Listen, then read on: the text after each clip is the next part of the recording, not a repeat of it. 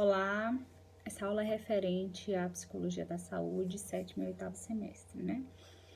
O texto que nós vamos estar referenciado, né, para essa aula de hoje vou estar acompanhando aqui nos slides, e esses slides também vão ser disponibilizados, vai estar disponibilizado para vocês no portal, tá? É o capítulo 6, o tema, né, Permanecendo Saudável, Prevenção Primária e Psicologia Positiva. É do livro, como eu já deixei a referência para vocês, né? Psicologia da Saúde, uma abordagem biopsicossocial. Esse capítulo ele vai explicar um pouquinho, vai responder até um questionamento que nós já trouxemos em outras aulas, né? De por que alguns comportamentos eles são mantidos, mesmo sabendo que aquele comportamento ele vai trazer algum prejuízo para a minha saúde, né? Seja saúde física ou seja saúde emocional, né? Ou até mesmo alguns comportamentos que precisam ser, né, ser mantidos e ser excluídos para que a gente venha a ter uma vida saudável, uma perspectiva de vida maior, né? Então, vamos lá. É difícil imaginar uma atividade ou um comportamento que não influencia de alguma forma, para melhor ou para pior, direta ou indiretamente, de imediato ou ao longo prazo, né? E aí traz alguns exemplos desses comportamentos. Exercitar-se com regularidade, usar protetor solar, seguir uma dieta com baixo teor de gordura, dormir bem, praticar sexo seguro e usar cinto de segurança. São alguns né, desses comportamentos que vão influenciar, né, na nossa saúde. Aqui mais voltado para a nossa saúde física, e aí traz alguns exemplos também, né, voltado mais para a saúde emocional. Comportamentos como passatempos prazerosos, meditação, rir, férias regulares e até ter um animal de estimação. E aí traz 7 comportamentos saudáveis, né, ditados como os comportamentos mais saudáveis, né, aqueles comportamentos que a gente precisa manter para ter uma vida mais saudável.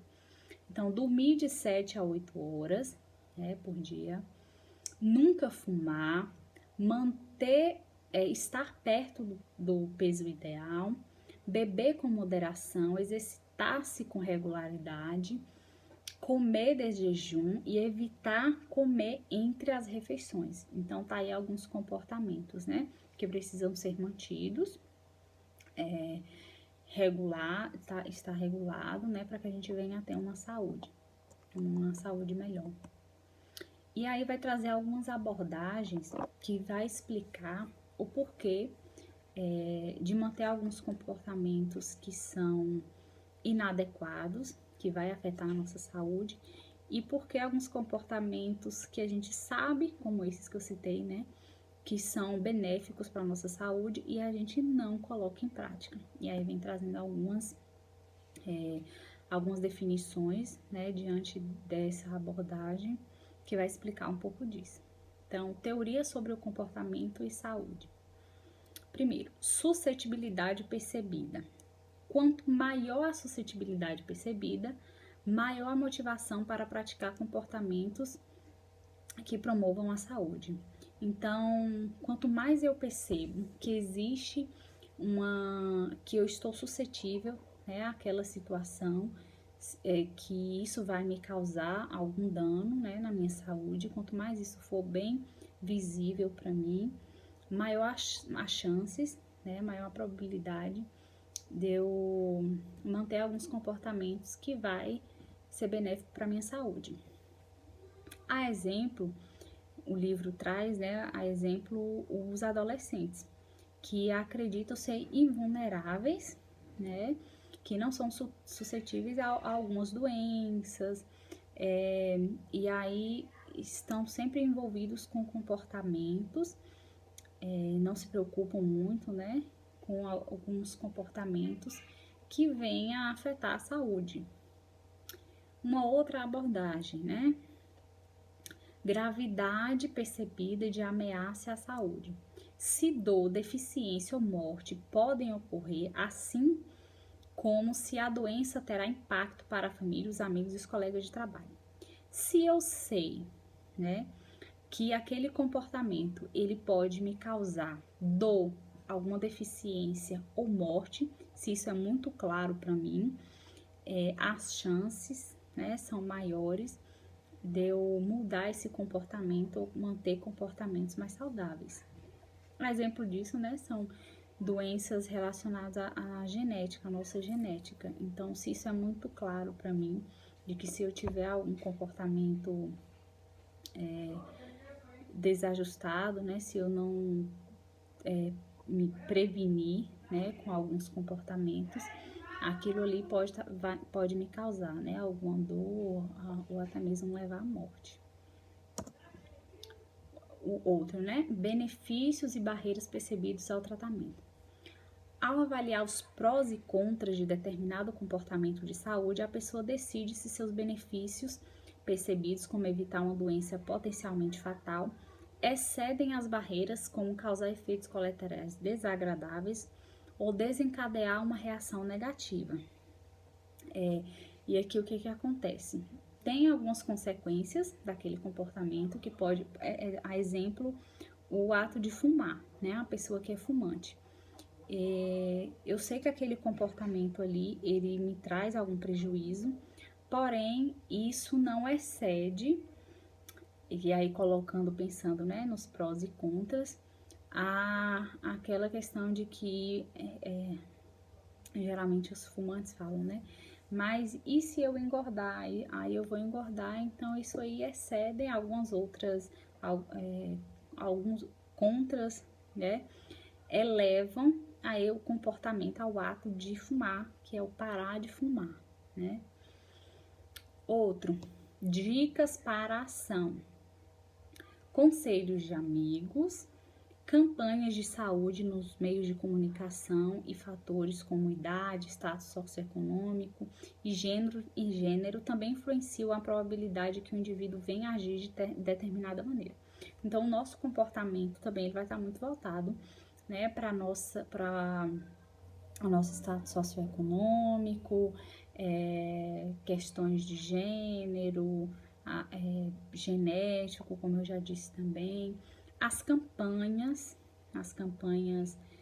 que geralmente o Ministério da Saúde lança, né, conselhos de amigos, isso tudo também vai influenciar, vai influenciar o outro, né, de como ele deve se comportar para que tenha uma saúde, né, uma saúde mais, comportamentos que venham afetar positivamente na nossa saúde. Temos fortes intenções para agir quando nossas atitudes em relação ao comportamento em questão são positivas e acreditamos que as pessoas também o consideram apropriado.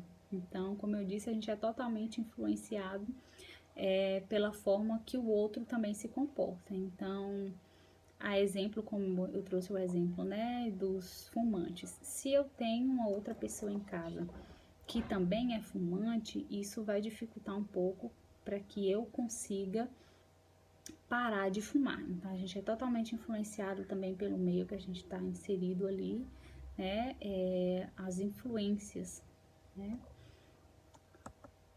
E aí, traz alguns modelos, né, modelo transteórico, que também vai explicar aqui os estágios de quando a pessoa decide que ela precisa mudar o seu comportamento para que tenha para que melhore a sua saúde. E aí ele traz alguns estágios, né, 5 estágios, melhor dizendo. E aí eu vou trazer novamente como exemplo, né, da pessoa que é tabagista.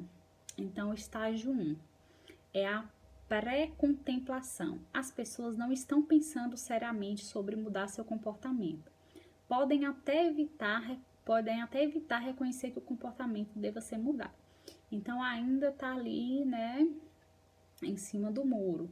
Geralmente essas pessoas, né, inclusive elas só procuram um programa, né, antitabagista e tal, e influenciado pelo seu agente de saúde, por alguém da família, você precisa parar de fumar. Então, ele ainda nessa pré-contemplação, ele ainda tá pensando, ainda não está muito assim, convicto de que realmente ele precisa parar de fumar e ainda não acredita muito nesses benefícios, né?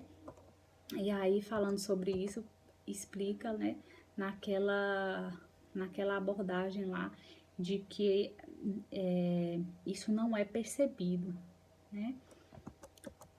E o estágio o estágio 2 é o de contemplação. As pessoas reconhecem a existência de um problema, como o hábito de fumar, né? Como eu trouxe como exemplo. E estão considerando seriamente a possibilidade de mudarem seu comportamento em um futuro próximo. Então, aí ele já reconhece, não, realmente existem malefícios, né? E que aqueles outros lá, como, se eu parar de fumar eu vou engordar, né? Não ultrapassa a barreira de que existe várias outras desvantagens, né, no ato de fumar. Então, ele já começa a considerar essa ideia. Então, é no estágio de contemplação. O estágio 3, preparação. Este estágio envolve pensamentos e ações. Buscam suporte familiar e profissional. Então, aqui ele já está se preparando, já buscou um grupo, né, antitabagista, já buscou o apoio familiar, né? Que aí o apoio familiar nesse momento também é importante. Já no estágio 4, aí sim é a ação. Então, as pessoas já mudaram o comportamento, estão tentando manter os seus esforços, né? Para continuar ali e conseguir mudar esse comportamento, tá? E no estágio 5 é a manutenção. Continuam a obter sucesso em seus esforços para alcançar seu objetivo final. E aí, né, ele vai continuar ali tentando manter esse comportamento, a manutenção, né, de deixar esse comportamento, na verdade, que é o ato de fumar, né, para aí sim obter um sucesso na sua escolha. A gente continua no próximo bloco da aula, tá? Vou estar colocando em vídeos mais curtos para que facilite o envio no canal.